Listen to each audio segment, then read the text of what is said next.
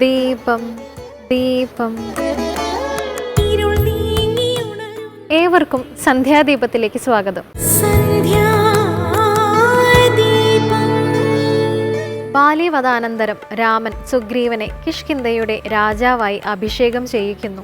സുഗ്രീവ രാജ്യാഭിഷേകമാണ് ഇന്നത്തെ രാമായണ പാരായണ വിഷയം.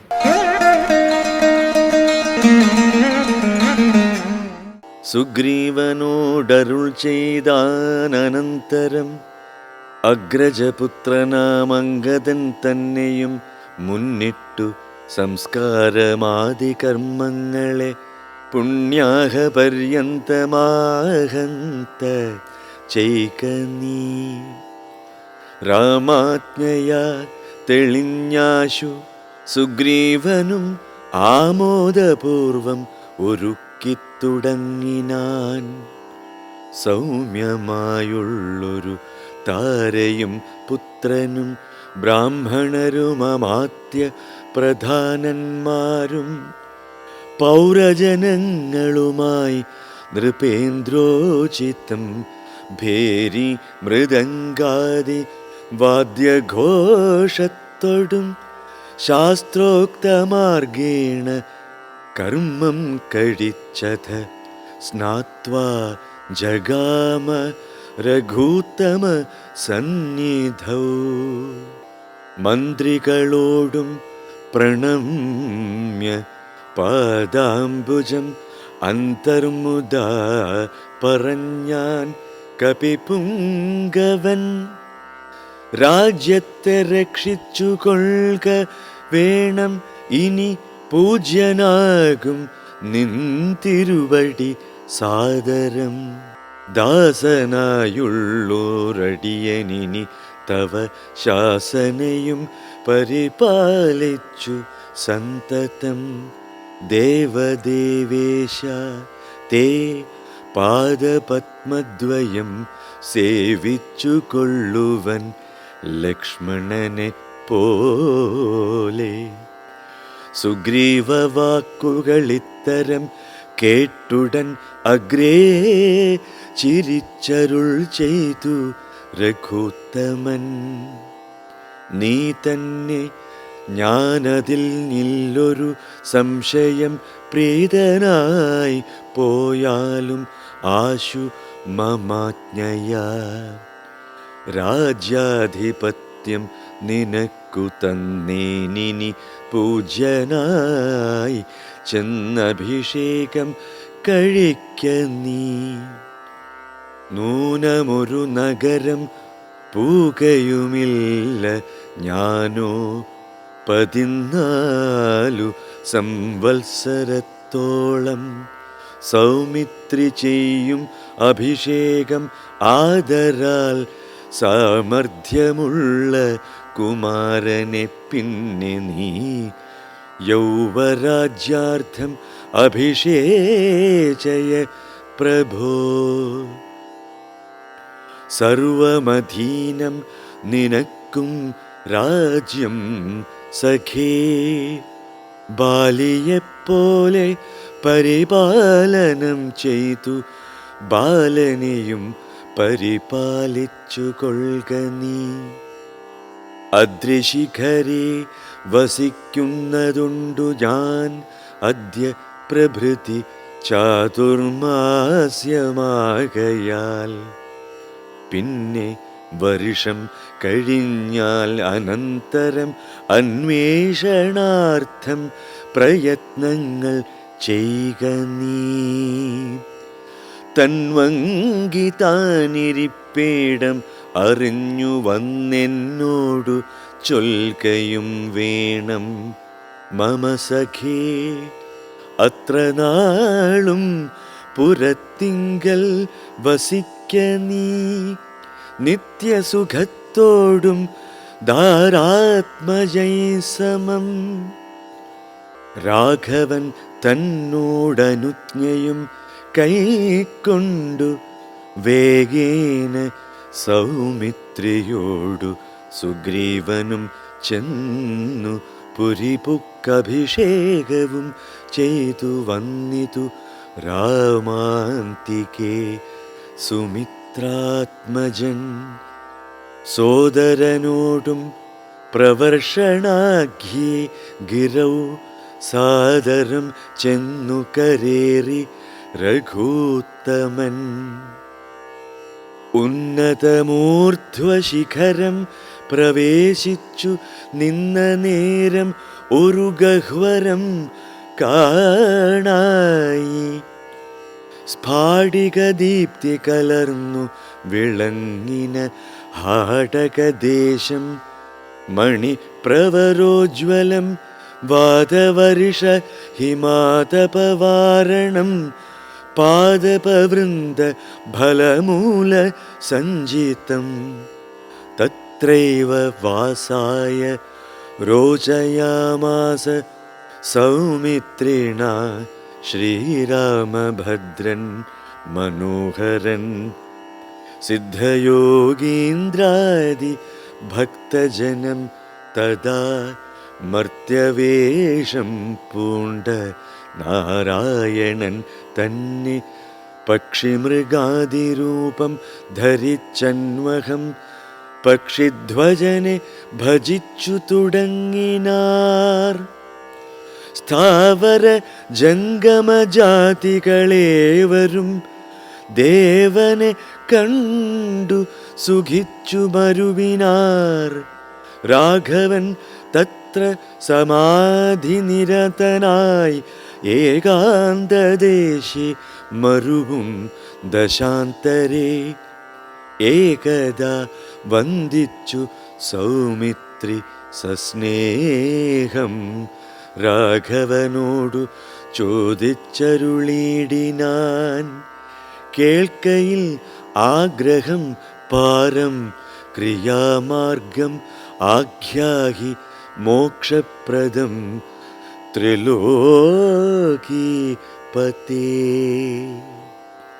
രാമ രാമ രാമ രാമ രാമ രാമ പാഹി മാം. മര്യാദാ പുരുഷോത്തമനായ രാമന്റെ നീതിപൂർവമായ പ്രവർത്തനങ്ങൾ വ്യക്തമാക്കുന്ന വരികളുടെ സാരം ഇനി കേൾക്കാം.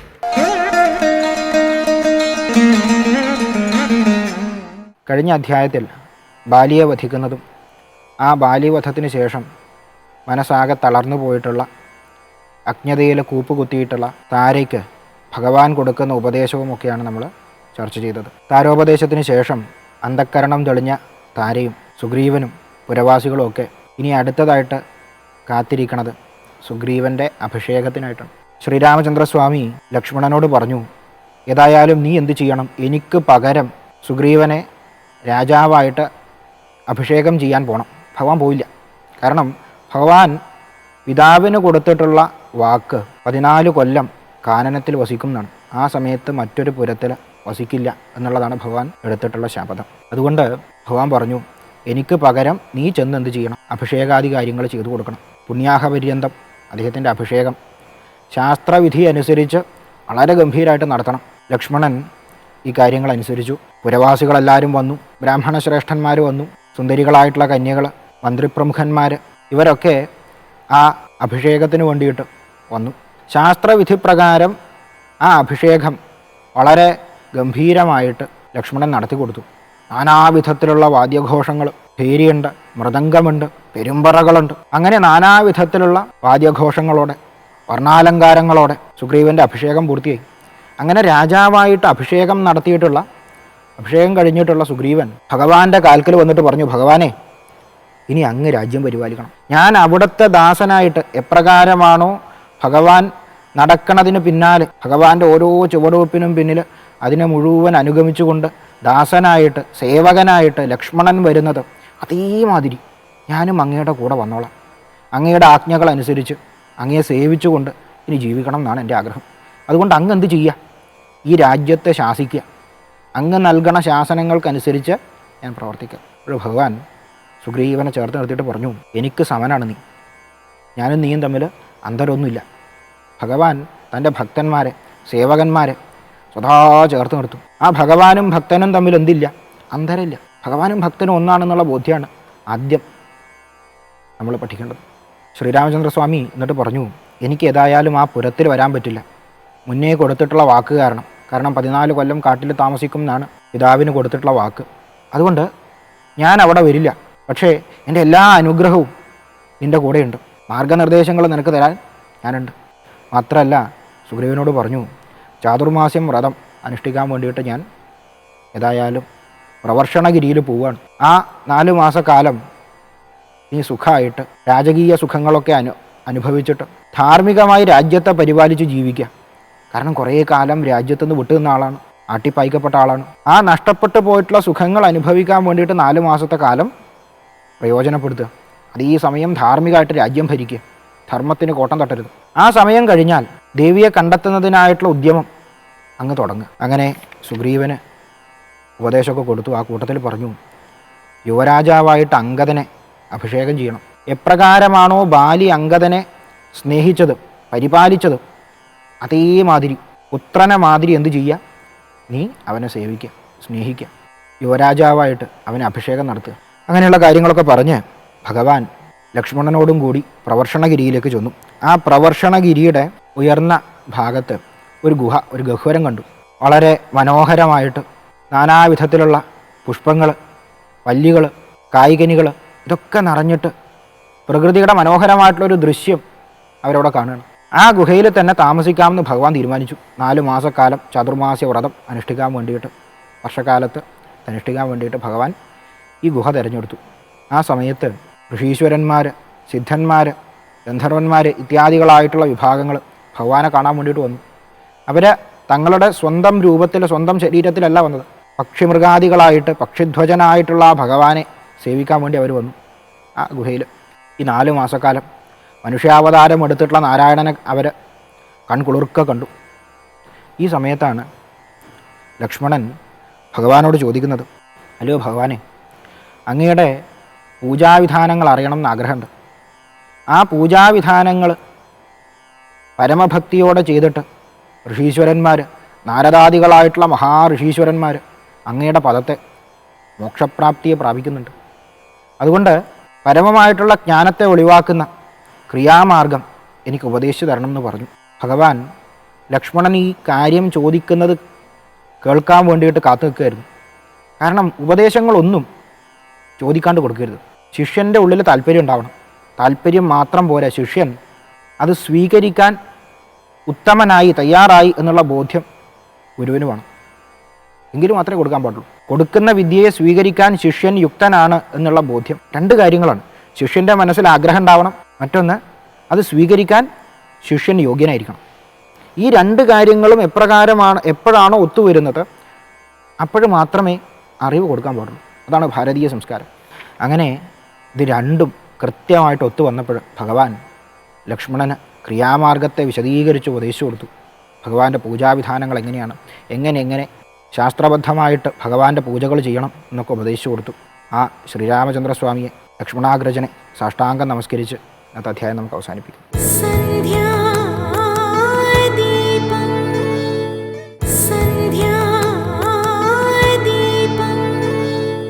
സീതാന്വേഷണത്തിനായി തെക്ക് ദിക്കിലേക്ക് പോയ ഹനുമാനും സംഘവും സമുദ്രതീരത്തിലെത്തി. വിസ്തൃതമായ സമുദ്രം ചാടിക്കടന്ന് ലങ്കയിലെത്തണം, സീതയെ കണ്ട് തിരികെ എത്തണം. ഇതിന് ആർക്ക് കഴിയുമെന്നായിരുന്നു ചിന്ത. ഇതിനെ തുടർന്ന് ശങ്കിച്ചു നിൽക്കുന്ന ഹനുമാന്റെ ഉള്ളിലെ ശക്തി ജാംബവാൻ ഉണർത്തുന്നതും ഹനുമാൻ സമുദ്രലംഘനം നടത്തുന്നതുമാണ് ഇന്നത്തെ രാമകഥാമൃതത്തിൽ വിവരിക്കുന്നത്. കേൾക്കാം. എല്ലാവർക്കും ഹൃദയം നിറഞ്ഞ നമസ്കാരം. ഭഗവാൻ ഹനുമാൻ രാമായണത്തിന്റെ പ്രാണനാണ് എന്നാണ് നമ്മൾ എല്ലാവരും വിശ്വസിക്കാറുള്ളത്. ഭഗവാനെ കൂടാതെ ഒരു രാമായണത്തെ നമുക്ക് ചിന്തിക്കാൻ പോലും സാധിക്കില്ല. എത്രത്തോളം പ്രാധാന്യം രാമനുണ്ടോ അത്രത്തോളം പ്രാധാന്യം ഹനുമാനും രാമായണം കൽപ്പിക്കുന്നുണ്ട്. രാമായണം മുഴുവൻ വായിക്കാൻ സാധിക്കാത്ത ആളാണെങ്കിൽ പോലും സുന്ദരകാന്ഡം മാത്രം വായിച്ചാൽ തന്നെ രാമായണം വായിച്ചതിൻ്റെ ഗുണം കിട്ടുന്ന മഹാത്മാക്കൾ പറയാറുണ്ട്. അതിൽ മുഴുവൻ നിറഞ്ഞു നിൽക്കുന്നത് ഹനുമാൻ സ്വാമിയാണ്. ആ ഭഗവാനെ സാഷ്ടാംഗം നമസ്കരിച്ചുകൊണ്ട് അദ്ദേഹത്തിൻ്റെ ജീവിതത്തിൽ ഉണ്ടായിട്ടുള്ള ഏറ്റവും പ്രധാനപ്പെട്ട ഒരു സംഭവം, അദ്ദേഹത്തിൻ്റെ ഒരു സംശയത്തെക്കുറിച്ചാണ് ഇന്നേ അധ്യായത്തിൽ നമ്മൾ സംസാരിക്കാൻ പോകുന്നത്. ഹനുമാനുണ്ടായ ആ സംശയത്തിൻ്റെ കഥ നമുക്ക് ആദ്യം പരിശോധിക്കാം. അതിൽ നിന്ന് ഇന്നത്തെ കാലഘട്ടത്തിൽ നമ്മൾ എന്താണ് മനസ്സിലാക്കേണ്ടത് എന്നുകൂടെ പരിശോധിക്കാം. നമുക്കറിയാം, ബാലിയെ നിഗ്രഹിച്ചതിന് ശേഷം സുഖലോലുപതയിൽ മുഴുകിയ സുഗ്രീവൻ ഭഗവാൻ രാമന് കൊടുത്ത വാക്ക് മറന്നുപോയി. ഇത്ര കാലത്തിനുള്ളിൽ സീതാന്വേഷണത്തിനായിട്ട് വേണ്ട കാര്യങ്ങൾ ചെയ്തു കൊള്ളാമെന്ന് ഉടമ്പടി ഉണ്ടായിരുന്നു രണ്ടുപേരും തമ്മിൽ. പക്ഷെ അദ്ദേഹത്തിന് രാജ്യം കിട്ടി, ഭാര്യയെ കിട്ടിയൊക്കെ സമയത്ത് ഇതൊക്കെ മതി എന്നൊരു ചിന്ത അദ്ദേഹത്തിന് ഉണ്ടാകുന്നതാണ്. ഒരുപാട് കാലം കഴിഞ്ഞിട്ടും സുഗ്രീവന്റെ ഭാഗത്തുനിന്ന് ഒരു ഇടപെടലും ഉണ്ടാവില്ല എന്ന് മനസ്സിലാക്കിയ ലക്ഷ്മണൻ ക്രുദ്ധനായിട്ട് അവിടെ ചെല്ലുകയും ആ ഭഗവാന്റെ കോപം കാണുന്ന സമയത്ത് സുഗ്രീവന് തൻ്റെ തെറ്റ് മനസ്സിലാവുകയും അദ്ദേഹം ഉടൻ തന്നെ സൈന്യത്തെ മുഴുവൻ വിളിച്ച് പല ദിക്കിലേക്ക് സീതാന്വേഷണത്തിനായിട്ട് പോകാൻ വേണ്ടി ആവശ്യപ്പെടുകയും ചെയ്തു. പല കൂട്ടം വാനരന്മാർ പല ദിക്കിലേക്കായി പോയി എന്നാണ് രാമായണം പറയുന്നത്. ഓരോ ദിക്കിലും പോയ സ്ഥലത്ത് ഓരോ ആളുകളെയൊക്കെ അതിൻ്റെ നേതാവായിട്ടൊക്കെ സുഗ്രീവൻ ചുമതലപ്പെടുത്തിയിട്ടുണ്ടായിരുന്നു. അങ്ങനെ പല ആളുകളും പല വഴിക്കും സഞ്ചരിച്ചു. ആ പോയ വാനരന്മാരിൽ ഒരു സംഘത്തിൽ ഭഗവാൻ ഹനുമാൻ സ്വാമി ഉണ്ടായിരുന്നു എന്നാണ്. അവർ ചെന്ന് ഒരു സമുദ്ര തീരത്തെത്തി. ആ സമുദ്രത്തിനപ്പുറത്താണ് ലങ്ക.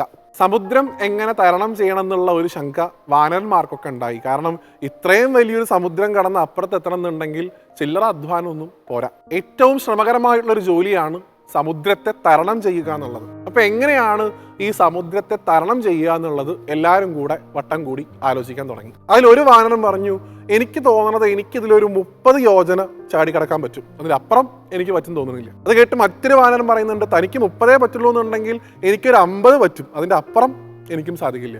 ഇങ്ങനെ പല കണക്കുകളും പല ആളുകളും ഒരു ഭാഗത്തിരുന്ന് ഇങ്ങനെ വീരവാദം പറയുന്നത് പോലെ പറയുന്നുണ്ടായിരുന്നു. എന്നാൽ ഈ സംഘത്തിൽ നിന്നൊക്കെ മാറി ഒരാൾ കുറച്ച് ദൂരെ മാറിയിരിക്കുന്നത് ജാംബവാൻ കണ്ടു എന്നാണ്. മറ്റാരും തന്നെയല്ല, സാക്ഷാൽ ഹനുമാൻ സ്വാമി. അദ്ദേഹം ഒരു വിഷണ്ണനായി തനിക്ക് ഇതിനൊക്കെ ഉള്ളൊരു ശേഷി ഉണ്ടോ എന്നുള്ളൊരു ചിന്ത ഉള്ളിൽ വെച്ചുകൊണ്ടായിരിക്കണം അദ്ദേഹം മാറിയിരുന്ന് വിഷമിക്കുന്നത് ജാംബവാൻ കണ്ടു. ജാംബവാൻ വളരെ പതുക്കെ ഹനുമാൻ സ്വാമിയുടെ അടുത്ത് ചെന്ന് അദ്ദേഹത്തിൻ്റെ തോളിൽ കൈവച്ച് ചോദിച്ചു, ഹനുമാൻ എന്തിനാണ് ഇങ്ങനെ മാറിയിരിക്കുന്നത്?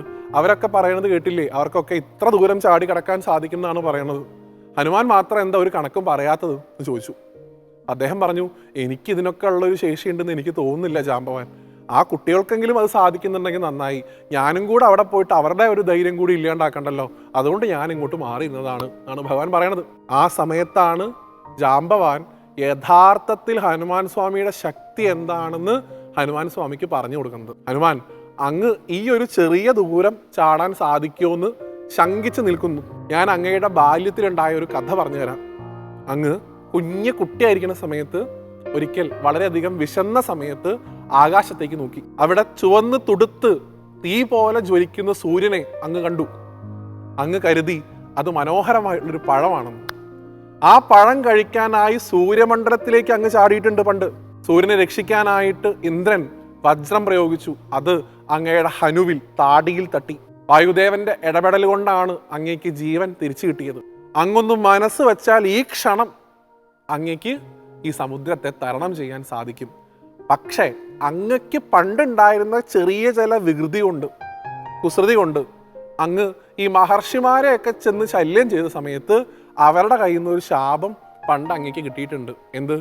സ്വന്തം ശക്തി എന്താന്നുള്ളത് മറന്നുപോട്ടെ എന്നൊരു ശാപം പണ്ട് മഹാത്മാക്കൾ അങ്ങേക്ക് തന്നിട്ടുണ്ട്. അതുകൊണ്ടാണ് അങ്ങ് ഇപ്പോൾ ഇവിടെ മാറിയിരിക്കുന്നത്. എൻ്റെ ദൗത്യം അങ്ങ് ആരാണ് എന്ന് അങ്ങേക്ക് പറഞ്ഞു തരലാണ്. അത് ഞാൻ ചെയ്തു. ഇനി ഇടപെടേണ്ടത് അങ്ങാണ്. അങ്ങേക്ക് ഈ ദൂരം നിഷ്പ്രയാസം ചാടിക്കടക്കാൻ സാധിക്കും എന്ന് ഹനുമാനോട് പറയുന്നത് ജാംബവാനാണ്. ഈ കഥയ്ക്ക് ശേഷമാണ് ഹനുമാൻ തൻ്റെ ശക്തി എന്താണെന്ന് മനസ്സിലാക്കുകയും നിഷ്പ്രയാസം സമുദ്രത്തെ തരണം ചെയ്യുകയും ചെയ്യുന്നത്. ബാക്കിയുള്ള വിവരങ്ങളൊക്കെ വരുന്ന അധ്യായങ്ങളിൽ നമുക്ക് പരിശോധിക്കുകയും ചെയ്യാം. നോക്കൂ, യഥാർത്ഥത്തിൽ ഈ കഥയിൽ നിന്ന് എന്താണ് മനസ്സിലാക്കേണ്ടത്? ഈ ഹനുമാന്റെ മനസ്സോടുകൂടി ജീവിക്കുന്ന എത്രയോ ആളുകൾ നമ്മുടെ ചുറ്റുമുണ്ട്. പല ആളുകളും പറയാം, എന്നെക്കൊണ്ട് ഇതൊന്നും സാധിക്കില്ല, എനിക്ക് അതിനൊന്നുള്ള കഴിവില്ല, ഞാനൊരു കഴിവില്ലാത്ത ആളാണ്. ഇങ്ങനെയൊക്കെ ചിന്തിച്ച് ഒരു കാര്യങ്ങളിലും ഇടപെടാതെ സദാസമയവും ഈ പറയുന്ന വിഷാദ രോഗം ഉൾപ്പെടെയുള്ള അവസ്ഥയിൽ മാറിക്കഴിയുന്ന നിരവധിയായിട്ടുള്ള ആളുകൾ നമുക്ക് ചുറ്റുമുണ്ട്. അവർക്ക് ആർക്കും തന്നെ ഹനുമാനുണ്ടായിരുന്നത് പോലെ തന്നെയുള്ള ഒരു പ്രശ്നം, എന്താണ് സ്വന്തം ശക്തി എന്ന് തിരിച്ചറിയാൻ ഇതുവരെ സാധിച്ചിട്ടില്ല. അത് അവർക്ക് സ്വയം സാധിക്കുന്നത് നമ്മൾ കരുതുന്നില്ല. അത് ആരുടെ സഹായം കൊണ്ട് മാത്രമേ സാധിക്കുള്ളൂ? ഹനുമാന് പുറത്തുനിന്ന് ഒരാളുടെ ഇടപെടൽ വേണ്ടിവന്നു. ജാംബവാൻ എന്ന പേരിൽ നമുക്കും ഒരു ഗുരു എന്ന് പറയുന്ന പേരിലുള്ള ഒരു ചൈതന്യം നമ്മുടെ കൂടെ ഉണ്ടെങ്കിൽ മാത്രമാണ് നമ്മൾ യഥാർത്ഥത്തിൽ ആരാണ്, നമ്മുടെ ശക്തി എന്താണെന്ന് നമുക്ക് മനസ്സിലാക്കാൻ സാധിക്കുള്ളൂ. ജാമ്പവാൻ ഗുരുവിൻ്റെ പ്രതീകമാണ്, ഹനുമാൻ നമ്മുടെ മനസ്സിൻ്റെ പ്രതീകവും. അതുകൊണ്ട് ഏറ്റവും അനുയോജ്യനായിട്ടുള്ള ഒരു ഗുരുവിൻ്റെ വാക്കുകളിലൂടെ നമുക്ക് നമ്മുടെ ശക്തിയെ യഥാർത്ഥത്തിൽ മനസ്സിലാക്കാൻ സാധിക്കും എന്നുകൂടി ഈ കഥ പഠിപ്പിക്കുന്നുണ്ട്. അടുത്ത അധ്യായത്തിൽ വീണ്ടും കാണുന്നവരെ എല്ലാവർക്കും നന്ദി, നമസ്തേ.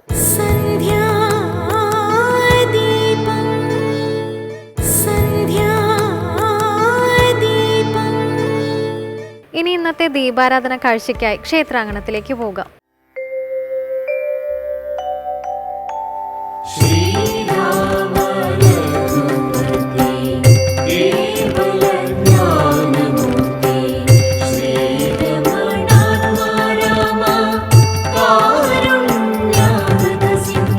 വിഷ്ണുവിന്റെ അവതാരമൂർത്തികളിൽ ഉത്തരേന്ത്യയിൽ ശ്രീരാമനും ദക്ഷിണേന്ത്യയിൽ ശ്രീകൃഷ്ണനുമാണ് പ്രാധാന്യം കണ്ടുവരുന്നത്. അതുകൊണ്ട് തന്നെ കേരളത്തിൽ രാമക്ഷേത്രങ്ങൾ കുറവാണ് എന്ന് തന്നെ പറയാം. വടക്കൻ കേരളത്തിൽ തൃപ്രയാർ തേവരെ പോലെ പ്രധാനമാണ് തെക്കൻ കേരളത്തിലെ വെളിനല്ലൂർ ശ്രീരാമനും. നീ വരുന്നതും പാർത്ത് ഞാനിരുന്നിതു മുന്നം. അല്പം രൗദ്രഭാവത്തോടെ ഒഴുകുന്ന ഇത്തിക്കരയാർ, ആറ്റിന്റെ ഇരുകരകളിലുമായി വ്യാപിച്ചു കിടക്കുന്ന ശാന്തമായ ഗ്രാമം, ഐതിഹ്യങ്ങളിലെ ഇത്തിക്കര പക്കിയുടെ വിഹാരരംഗം. MC റോഡിൽ ഓയൂരിൽ നിന്നും പാരിപ്പള്ളിയിലേക്ക് നീളുന്ന പാതയിൽ സ്ഥിതി ചെയ്യുന്ന വെളിനല്ലൂർ ഗ്രാമം വലിയാംകുന്ന്, ഉഗ്രൻകുന്ന് എന്നിവ കാവൽ നിൽക്കുന്ന പ്രദേശമാണ്. കൊല്ലം ജില്ലയിൽ ഉൾപ്പെട്ട ഈ പ്രദേശത്താണ് പുരാതനവും പ്രസിദ്ധവുമായ വെളിനല്ലൂർ ശ്രീരാമസ്വാമി ക്ഷേത്രം. സാരസാനന സകലേശ്വര ദയാനിധേ. തിടപ്പള്ളി, നമസ്കാര മണ്ഡപം, വലിയമ്പലം, നാലമ്പലം, ബലിക്കൽപുര, ആനപ്പന്തൽ എന്നിങ്ങനെ പ്രൗഢി വിളിച്ചോതുന്ന പ്രസിദ്ധവും പുരാതനവുമായ ഈ ക്ഷേത്രം പ്രാചീന കാലം മുതൽ ഇണ്ടളയപ്പൻ എന്ന ദേവനെ ആരാധിച്ചു വന്ന സ്ഥലമാണ്. ഒരിക്കൽ ഇവിടെ വന്ന ഒരു പരദേശി ബ്രാഹ്മണന് ഇവിടെ വച്ച് ശ്രീരാമ ദർശനം ഉണ്ടായി എന്നും അതിന്റെ ഫലമായാണ് ഇവിടെ ശ്രീരാമ പ്രതിഷ്ഠ നടത്തി ക്ഷേത്രം നിർമ്മിച്ചത് എന്നുമാണ് വിശ്വാസം. ജാതി സമ്പ്രദായവും അയിത്തവും കൊടുമ്പിരിക്കൊണ്ട കേരളം ഭ്രാന്താലയമെന്ന് വിശേഷിക്കപ്പെട്ടിരുന്ന പഴയ കാലങ്ങളിൽ പോലും സമൂഹത്തിന്റെ അടിത്തട്ടിലായിരുന്ന ജനവിഭാഗങ്ങൾക്ക് ക്ഷേത്രവുമായി ബന്ധപ്പെട്ട ചടങ്ങുകളിൽ പങ്കാളിത്തമുണ്ടായിരുന്നു എന്നതാണ് ഇവിടത്തെ ഒരു സവിശേഷത.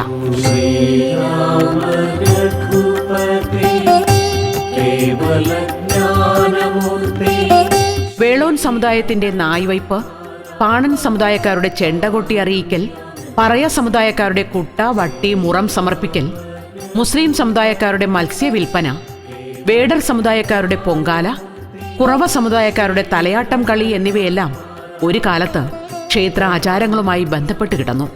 ഈ വാണിഭമേളയിൽ ശ്രദ്ധേയമായത് കാളച്ചന്തയാണ്. വിവിധ പ്രദേശങ്ങളിൽ നിന്ന് കൊണ്ടുവരുന്ന അനേകം കാളകളുടെ കൊടുക്കൽ വാങ്ങലാണിത്. വാണിഭ സ്ഥലത്തു നിന്നും മത്സ്യവും ചുണ്ണാമ്പും വാങ്ങുക എന്നത് ഒരു കാലത്ത് നേർച്ചയുടെ ഭാഗം തന്നെയായിരുന്നു. ആര്യ ആരാധനാ സമ്പ്രദായത്തിന്റെ ശക്തമായ പ്രതീകമാണ് ശ്രീരാമനെങ്കിലും ഗോത്ര ആരാധന സമ്പ്രദായത്തിന്റെ മുദ്രകൾ ഈ മഹാക്ഷേത്ര സംസ്കാരവുമായി ലയിച്ചു കിടക്കുന്നു എന്ന് നമുക്ക് മനസ്സിലാക്കാം. ക്ഷേത്രത്തിലേക്ക് പോകും വഴി ഹനുമാൻ ക്ഷേത്രം കാണാം. മാടൻ തമ്പുരാൻ, വാതിൽക്കൽ ഞാലി, കൊച്ചുമൂർത്തി എന്നിവരുടെ ആരാധനാസ്ഥാനങ്ങൾ സാധൂകരിക്കുന്നത് ഈ നിഗമനത്തെയാണ്. ശ്രീരാമ രഘുപതി കേവല ജ്ഞാനമൂർത്തി. മീനമാസത്തിലെ രോഹിണിക്ക് ആരംഭിക്കുന്ന ഉത്സവത്തിന്റെ 7ാം ദിനം നായ്വയ്പ് എന്ന ചടങ്ങാണ്. അഷ്ടമി രോഹിണിയും നവരാത്രിയും ശിവരാത്രിയുമെല്ലാം ഈ ക്ഷേത്ര സന്നിധിയിലെ ആഘോഷങ്ങളാണ്. കുംഭമാസത്തിലെ തിരുവാതിരയ്ക്ക് ആറാട്ടായി വരുന്ന രീതിയിൽ 10 ദിവസത്തിന് മുന്നേ കൊടിയേറി ഉത്സവം ആരംഭിക്കുന്നു. ഉഗ്രൻകുന്ന്, കാളവയൽ, പകൽക്കുറി, കരിങ്ങന്നൂർ, ഓയൂർ എന്നീ കരക്കാരാണ് ഉത്സവത്തിലെ പ്രധാന പങ്കാളികൾ. ശ്രീരാമസ്വാമിക്ക് പാൽപ്പായസവും ഹനുമാന് വടമാലയും നിവേദ്യമായി നൽകുന്നു. വാതിൽക്കൽ ഞാരിയുടെ സന്നിധിയിൽ കുട്ടികളുടെ രോഗശമനത്തിനായി വളയും പാവയും തൊട്ടിലും എല്ലാം സമർപ്പിക്കുന്ന സമ്പ്രദായം പ്രാചീന കാലം മുതൽ നടന്നുവരുന്നു. കൊച്ചുമൂർത്തിക്ക് വെറ്റിലപ്പാക്ക് നിവേദ്യമാകുന്നു. അനേകം വ്യതിരിക്തമായ ചടങ്ങുകളോടെ നൂറ്റാണ്ടുകളായി നിലനിൽക്കുന്ന ഈ മഹാക്ഷേത്രവും അതിന്റെ പരിസരവും അതുമായി ബന്ധപ്പെട്ട ആചാരാനുഷ്ഠാനങ്ങളും വിശദമായ പഠനത്തിന് വിധേയമാക്കിയാൽ പ്രാചീന കേരളത്തിന്റെ സംസ്കാരവും ജീവിത രീതിയുമെല്ലാം കൂടുതൽ വ്യക്തമാകും എന്നതിൽ സംശയമില്ല. ചരിത്രവും ഐതിഹ്യവും തൽക്കാലം പിന്മാറട്ടെ. ആത്മീയ സൗരഭം നുകർന്ന് ഈ പ്രദക്ഷിണ വഴിയിലൂടെ നടന്ന് നമുക്ക് പിന്മാറാം. ഇത്തിക്കരയാർ അതിന്റെ രാമനാമജപം അവിരാമം തുടർന്നുകൊണ്ടേയിരിക്കട്ടെ.